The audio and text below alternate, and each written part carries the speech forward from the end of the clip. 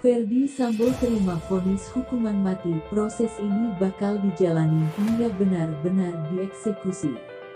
Semenjak Ferdy Sambo mendapatkan hukuman mati, publik menjadi sering memperbincangkan mengenai vonis yang satu ini.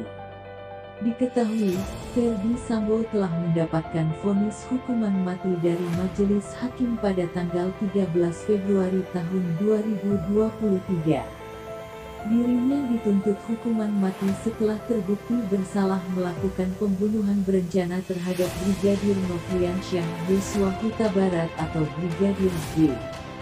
Vonis mati yang diberikan terhadap Ferdy Sambo ini diketahui jauh lebih tinggi dibandingkan tuntutan yang diajukan oleh jaksa penuntut umum.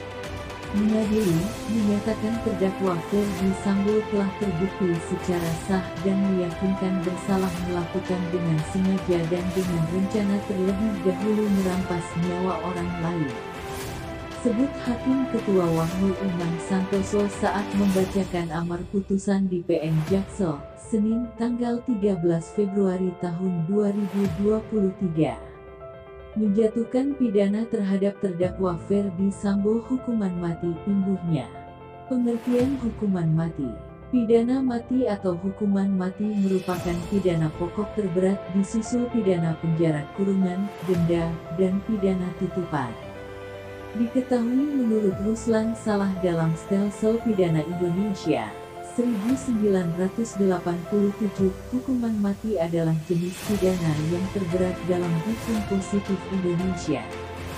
Dulunya, hukuman mati di Indonesia dilaksanakan menurut ketentuan dalam pasal 11 Kitab Undang-Undang Hukum Pidana atau KUHP yang menyatakan bahwa pidana mati dijalankan oleh Algojo atas penggantungan dengan mengikat leher diterhukum dengan sebuah jerat pada tiang penggantungan dengan mengikat leher diterhukum dengan sebuah jerat pada tiang penggantungan dan menjatuhkan papan dari bawah kakinya.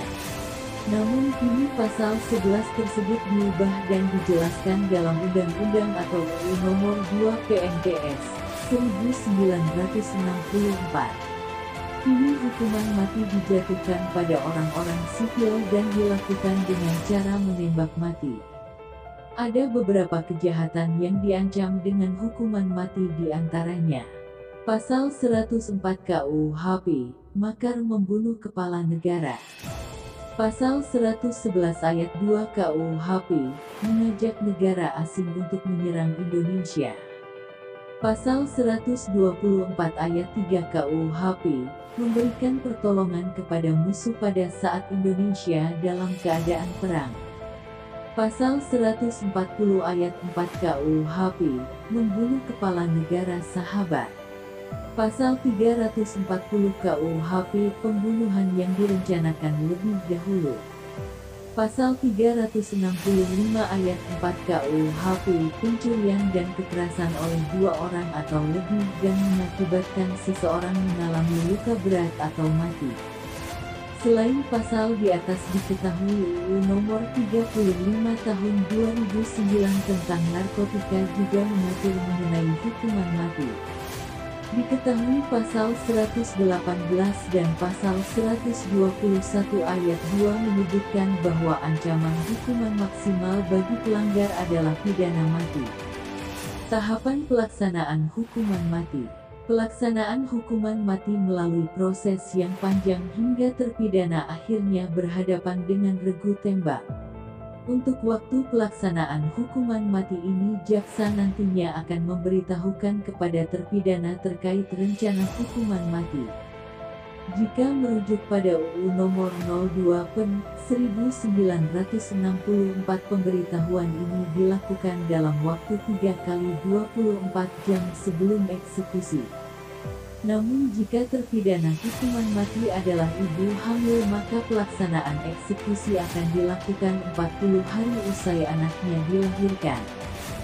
Sementara itu, diketahui bahwa hukuman mati bukanlah sebuah vonis yang bisa langsung dilaksanakan pasca sidang putusan. Umumnya pasca sidang putusan seorang terpidana berhak untuk mengajukan banding. Dilansir dari Narasi TV, Vonis mati ini umumnya akan melalui proses banding di pengadilan tinggi dan kasasi di tingkat Mahkamah Agung dengan atau tanpa pengajuan dari pihak terpidana. Jika hakim di tingkat kasasi masih mengamini vonis hukuman mati, maka proses hukum yang akan dilakukan adalah hukum luar biasa atau yang disebut dengan peninjauan kembali atau PK demi hukum. Itu saja yang dapat kami sampaikan. Jika ada salah kata mohon maaf, karena kesalahan datang dari saya pribadi yang tak luput dari salah dan dosa.